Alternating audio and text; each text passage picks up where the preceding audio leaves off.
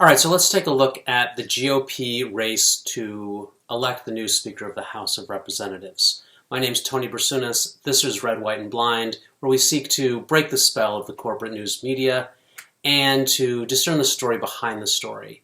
Now, as you know from Red, White, and Blind, this is strictly an independent channel. I'm neither a Republican nor a Democrat, and there's plenty of evidence and tremendous problems with censorship and propaganda and media bias and manipulation on both sides of the political aisle.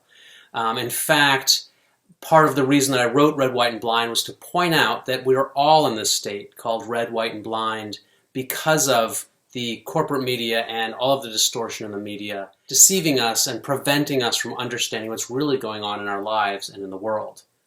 But sometimes it's important to focus on what's happening in one party or the other. We spent quite a bit of time looking at the Democratic Party around the Bernie Sanders issues, and we will again. But for the GOP and the Republican Party right now, it's fascinating to watch what's happening for the House, for the Speaker of the House contest.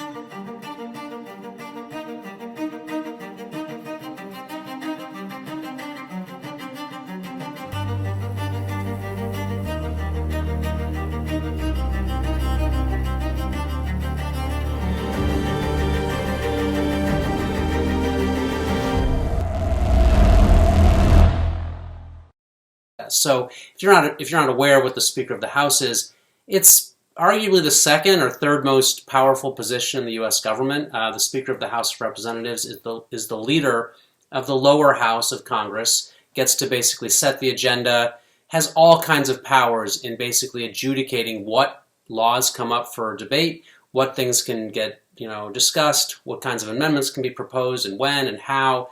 Tremendous amount of power, and you're also the leader of the majority party in the House. So this has never happened before. We've never had a situation where the party in power basically vacated or expressed no confidence in their speaker. This had never happened before in the 250-year history of our country, nearing 250 years.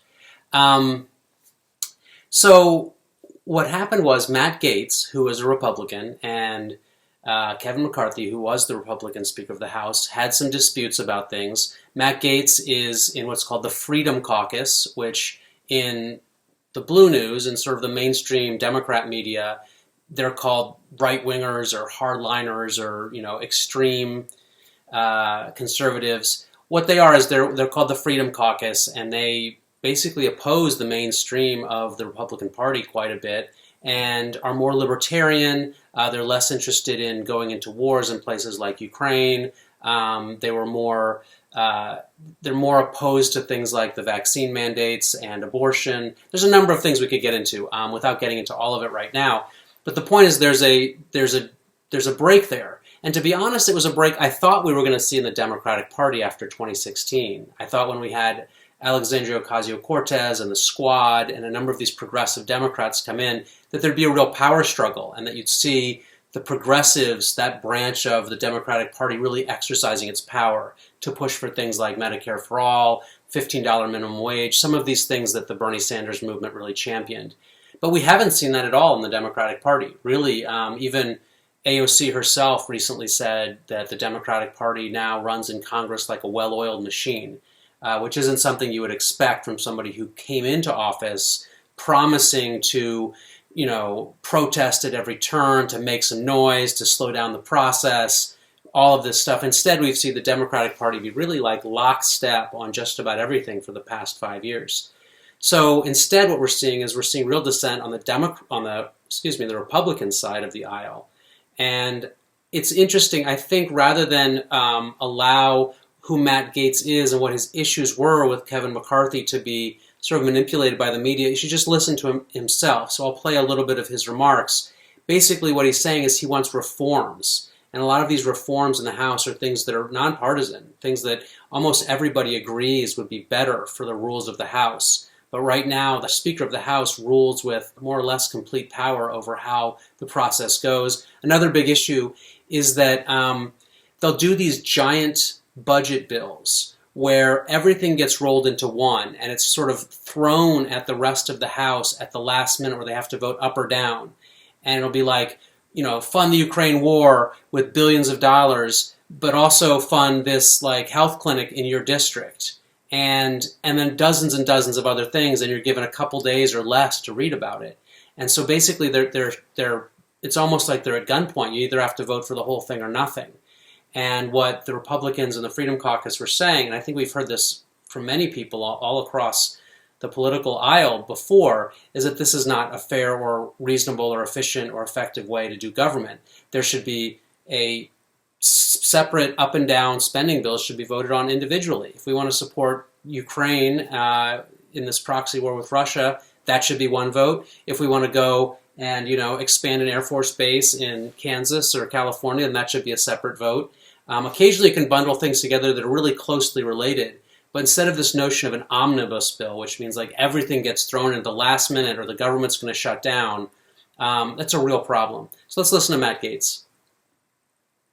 The gentleman from Florida is recognized with 3 minutes remaining.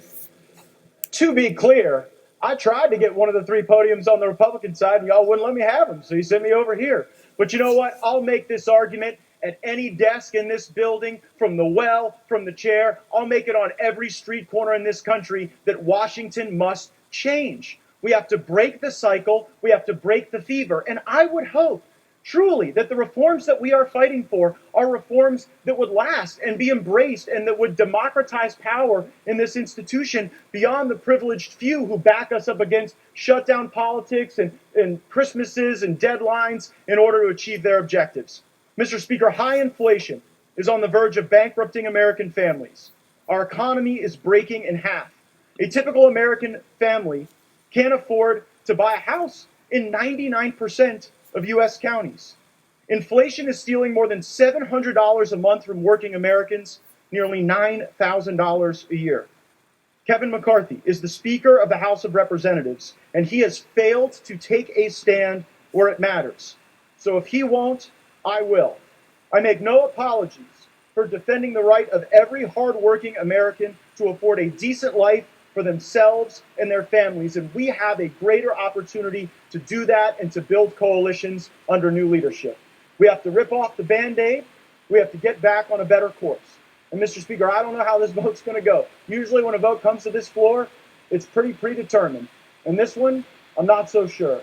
But I am sure that we've made the right argument, that this place deserves single-subject spending bills, that we should have 72 hours to read a bill, that something that spends more than $100 million shouldn't be put on the suspension agenda such that we can't amend it, and there shouldn't be secret side deals made on a continuing resolution to lump Ukraine in with border security. That is not right for Ukraine or border security, because it fails to give either of those issues the dignity that they would require. But we can return that dignity to this House. We can get back on a better path. We can have single subject appropriations bills. We can set a budget top line. We haven't had a budget in this place since I was in high school. So let's get a budget. Let's get our act together. Let's get on with it. Let's vacate the chair, and let's get a better speaker. I yield back.